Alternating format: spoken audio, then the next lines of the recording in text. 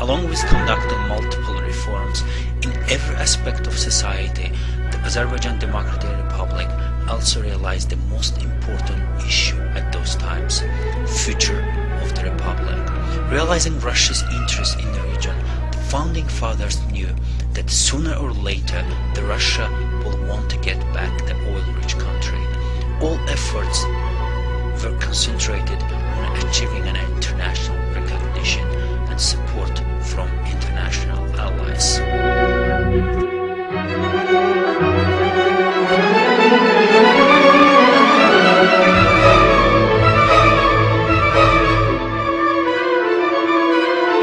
Well, then there was the Paris Peace Conference in 1919. Azerbaijani delegation participated in the Paris Conference. The aim was to get international recognition for the newly founded republic. The delegation sent a request for an audience with President Wilson, and in May of 1919 they met with Wilson. Wilson was not sympathetic to the Azeri delegation's request to join the League of Nations. He thought that the question of Azerbaijan and other Caucasus states had to be settled only after the question of Russia had been adequately dealt with. President Wilson thought that the best thing to do at that time was to wait and see how events in the post-revolution Russia would develop. By January of 1920, Paris Conference, however, had extended de facto recognition to Azerbaijan.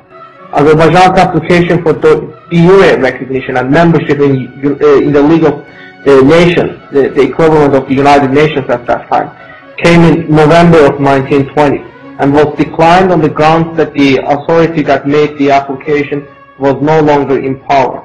By then, Azerbaijan Democratic Republic had been deposed by the Bolshevik army. However, Wilson was impressed by the personal and intellectual qualities of Azeri leaders.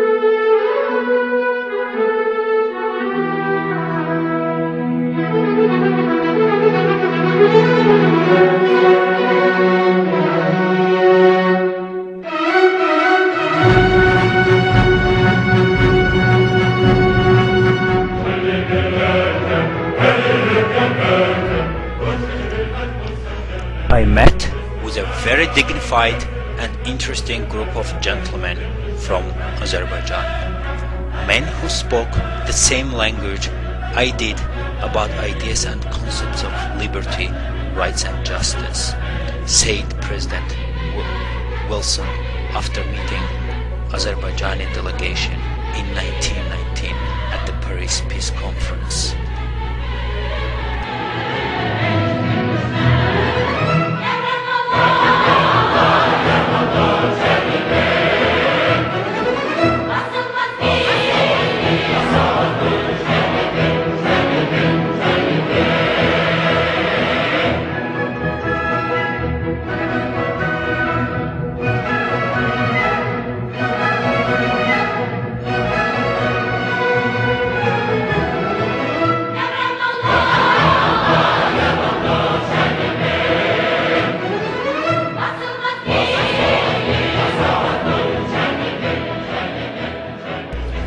The question is, who were these bright men who managed to build a Western-style democratic republic in the predominantly Muslim society in 1918, a century ago, when the democracy in the West was still in its infancy? Our founding fathers were a group of very bright, Western-educated men. They were young, they were principled, they could see the problems in the society, and they knew that the way to move the society out of those problems was the democratic principles the principle of individual freedom. But they also had very strong traditional links. They had links to the Turkish heritage, they had links to the Islamic heritage, and they were supported by a lot of traditionalist forces. But by using those principles of democracy and liberty, they managed to suppress all the regressive elements in that government. They managed to gain enough support among their traditionalist forces for the revolutionary ideas of women's suffrage, for the idea of participation of average citizen in the government's running, and this kind of democratic things that we struggle to achieve in our very own democracies today. So we can count this man's commitment to the ideas of freedom and democracy as their biggest resource. They were all principled Democrats. They believed in democracy. They believed in what they were preaching at that time.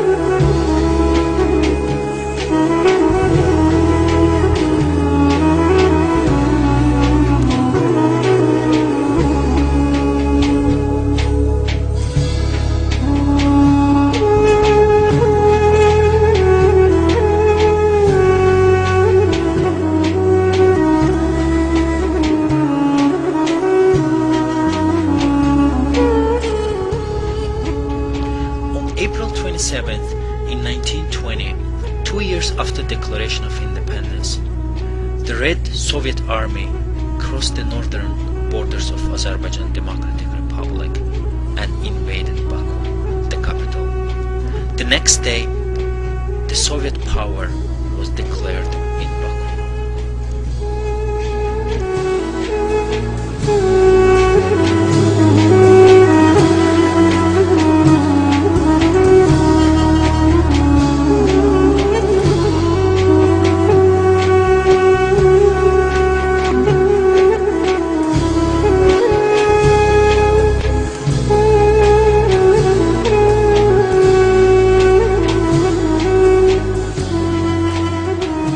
Well, the country lasted, unfortunately, for only 2 years, and the reasons for this collapse were very complex, but there were several factors that contributed to the Azerbaijan Democratic Republic's fall.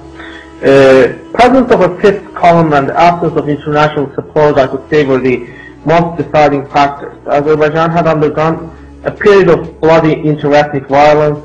There was a very little trust between ethnic Azeris and Armenians, who were the largest minority in Azerbaijan, part of the region. Although the Azerbaijan Democratic Republic made substantial attempts to create an environment of mutual trust by extending generous parliamentary representation to several minority groups, the minorities chose to undermine the newly founded government by cooperating with the Red Army.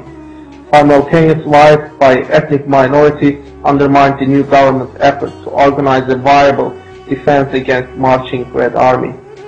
And internationally, neither Azerbaijan nor the other two Caucasus republics managed to secure membership in the League of Nations. Neither did they manage to secure military aid from world powers. World powers were unwilling to engage in a confrontation with Russia over the small and obscure Caucasus states. Azerbaijan's most committed ally, the Ottoman Empire, was itself in the process of being dismantled. To the south was a very hostile and agitated Iran, and given these historical conditions, the fall of the republic looked inevitable. I don't think there was anything that the Azerbaijan Democratic Republic's leadership could have done to avoid the fall. The Soviet army was too strong to resist by an isolated Azerbaijan.